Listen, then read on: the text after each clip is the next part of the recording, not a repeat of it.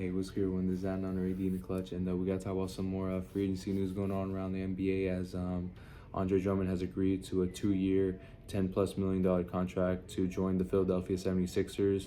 And I gotta say, this is a good deal for both sides as the 76ers, they do need more depth, especially in the big man position. And this is something that the Sixers have been looking to try to accomplish for several years now, whether it's getting Al Horford, but that didn't work out, or working out with Paul Reed. He's still young and he's developing.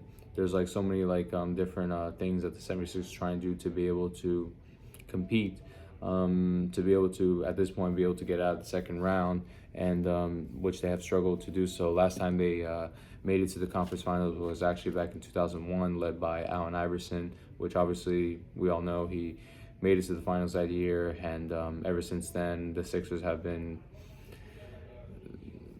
mediocre to below average all these years later, or even a fringe like championship contender, but they just always falter, whether in the first or second round. That's just been the Sixers' identity, unfortunately. With that, I mean, we have to understand that Joel Embiid, he does need to step up big time. He Not necessarily his performance, but more being able to see if he can at least maintain his health and be able to just keep doing what he's been doing. If he has to maybe slow down for a regular season game or two so he can be able to save his energy for the playoffs, then so be it. I mean, the Sixers, they're desperate to be able to make this work, and a lot of players have come and go, all-star level players, for example, like Jimmy Butler,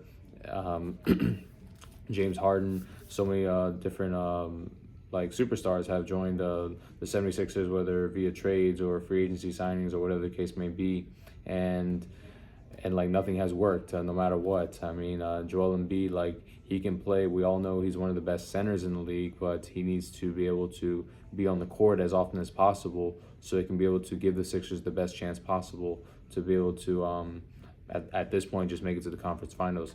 Tyrese Maxey, he has done amazing things for the Philadelphia 76ers this past season. However, there's just not enough to compete with the likes of Boston or even New York Knicks. So, and the Eastern Conference Finals is down to 2 teams in the East. So the Sixers, they're not the second best team in the East right now. They're probably, in my opinion, maybe the 4th or 5th best team. I'm looking at teams like obviously the Celtics and Knicks, as I mentioned earlier. You could make the argument for the Indiana Pacers. Same with the Miami Heat. They're just always that dark horse team that nobody knows they can just flip a switch and be able to just bulldoze throughout the playoffs. We don't know. Cleveland, especially if they keep Donovan Mitchell, talent-wise, they are able to be a top-tier team. So some teams I'm making a case for or against, but the Sixers, they're not in that upper echelon. They're basically in terms of championship contenders, they're at the B level, unfortunately. The A level is obviously the Celtics and maybe the Knicks, but the Sixers, they're just not in that spot right now. Andre Drummond, I mean, he's a great player, don't get me wrong. He can do a lot of great things. He's a really great rebounder, and he can be good on defense. He just needs to improve on his efficiency overall, and who knows, maybe he can be able to revitalize his career with the 76ers, especially with Joel Embiid. If we're going to be realistic, if he's going to be out for a few games, and Andre Drummond, he could be able to step up and be able to help the Sixers win several games that they should win and keep the ship going. So overall, I believe is a good signing for the 76ers and a great chance for Andre Drummond to now be able to be on a playoff contender at least, because when he was with the Chicago Bulls, they were not contending for the playoffs. They were stuck in no man's land. So now he has a chance to at least make it to the playoffs and be able to maybe shine in the playoffs if he takes advantage of his opportunities and be able to have a extended longer career. So overall, let me know what you guys think, Sixers fans.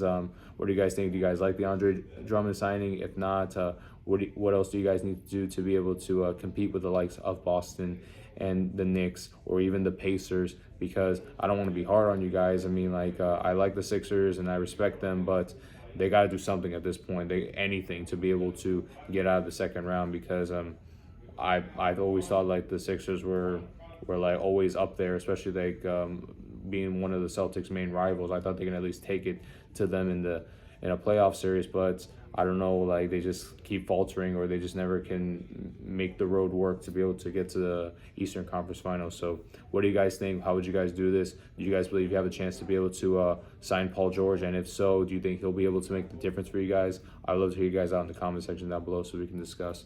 Thank you so much for all your time and effort. Please like and subscribe to this channel. I certainly am grateful and appreciative of every single last one of y'all. God bless, and talk soon.